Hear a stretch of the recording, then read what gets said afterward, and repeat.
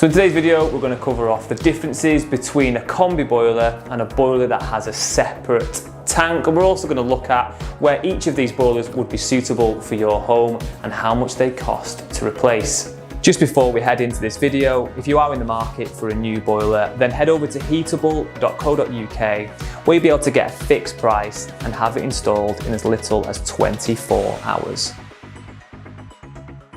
Okay, so the boilers we've got behind us today are a Worcester Bosch 4000 combi boiler, and we've also got a Worcester Bosch RI regular boiler. Now, the difference between the two are essentially that one of them does everything in one unit, the combi, and the other boiler requires several other components to be able to work. Okay, the first thing we need to look at is how do you identify which type of system you currently have. So a big giveaway for a boiler with a tank is going to be the tank.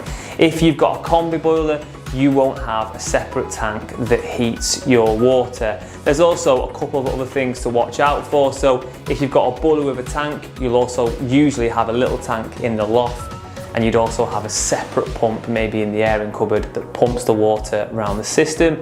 On a combi boiler, all those components are all in one unit. That's why it's called a combi boiler, combination, hot water and heating. With the combi boiler, there's a few more pipes that go into them as opposed to a regular boiler. So we can cover those off now. You've got the flow and return all the way to Mars, and then you just waffle in.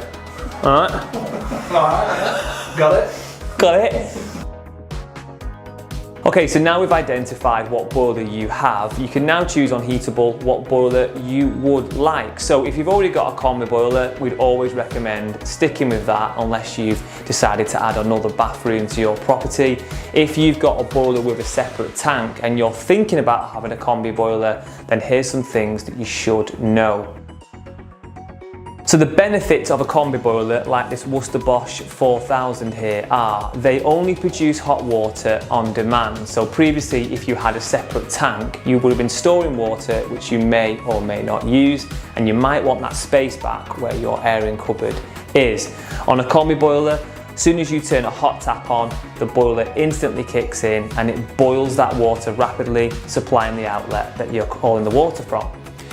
With a boiler with a tank, that water is already there and it's already hot. So generally what you'll find is water from a tank comes through a little bit quicker. Water from a combi, it might take 10 or 15 seconds before it starts to come through.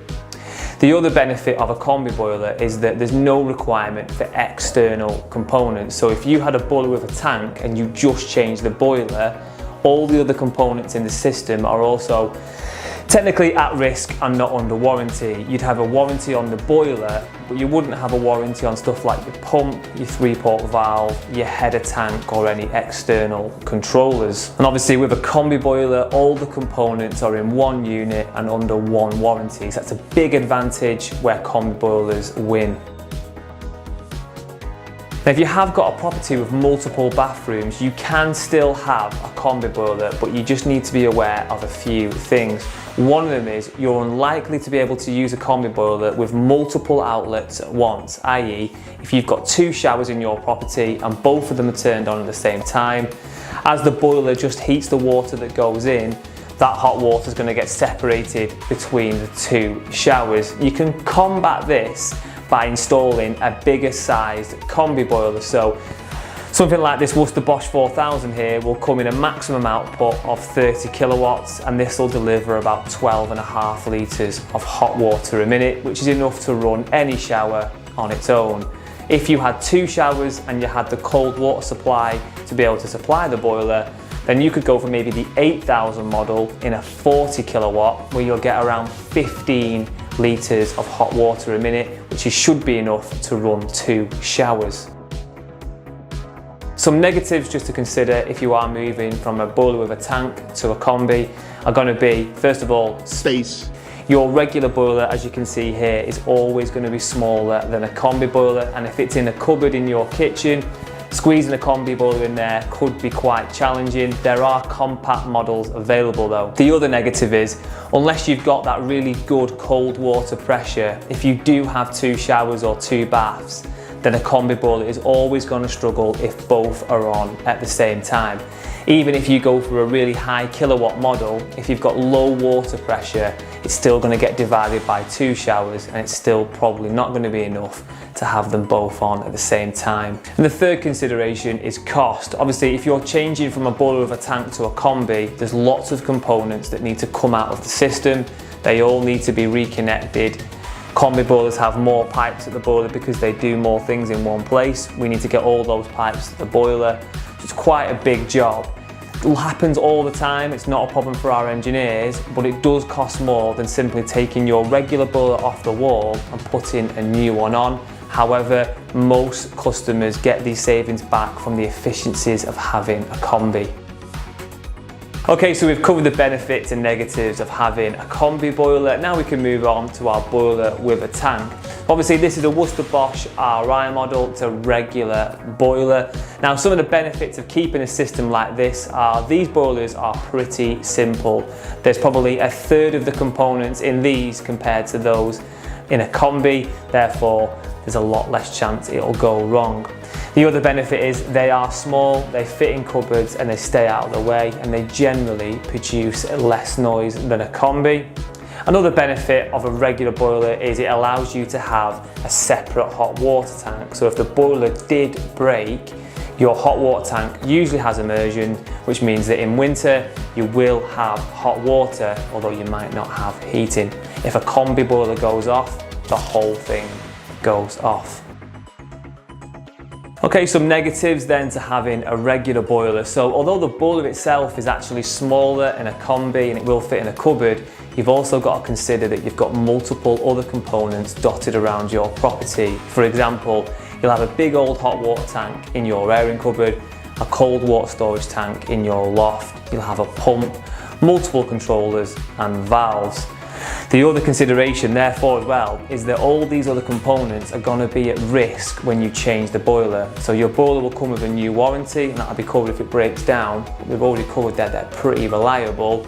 The challenge is the rest of the system. Most of these components now, especially newer components, are almost consumable items. They need changing sort of every 3 to 5 years, and we're talking about pumps and motorised valves here. If you do elect to keep your boiler, then we'd always recommend changing the pumps and the valves at the same time so your system has a clean bill of health. And the last consideration for a regular boiler is efficiency. Whilst the boiler itself will be the same A rating as a combi boiler, you've got to think about the rest of your system. If your tank is 25 years old, your pump's rubbish and your motorised valve is burnt out, then although the boiler is efficient, the rest of the system is not very efficient. You've also as well got to consider you're going to be heating and storing hot water, which you may or may not use. With a combi, you only do that on demand. Okay, so as a quick summary, which type of system should you stick with or change to? Well, this very much depends on the circumstances of the property. If you've got multiple bathrooms and you want to use them at the same time, it's unlikely that you're going to get away with that with a combi boiler. You're going to have to stick with a boiler with a tank. However, in most other applications, a combi boiler is usually the better option. You can get a broad range of power options, they're really reliable, they only do hot water and heating on demand, and also they're easy to work on and easy to maintain, and you've also got no other components at risk outside of the boiler. So how much does it cost to change a combi boiler and how much does it cost to change a regular boiler? Well, combi boilers are usually cheaper to buy because there are some economies of scale that come with the product. If you had an existing combi boiler and you wanted to fit something like this, a Worcester Bosch 4000 in your property, then you'd be looking to spend something around £1,800 to £2,000 depending on where you bought the product and had it installed. If you had a regular boiler, you're usually going to pay a little bit more. You'll probably see prices starting around £2,200. If you're changing from a regular boiler with a tank to a combi, then you should expect to pay somewhere between £2,500 and £3,500 depending on the product that you choose. So we hope this video has been useful in giving you some further information around the differences between having a boiler with a tank and having a combi boiler, and which one you should choose. If you do have any further questions, then you always feel free to contact us here at Heatable. If you are in the market for a new boiler, then head over to heatable.co.uk. We'll be able to get a fixed price for either of these systems and have them installed tomorrow with flexible payment options.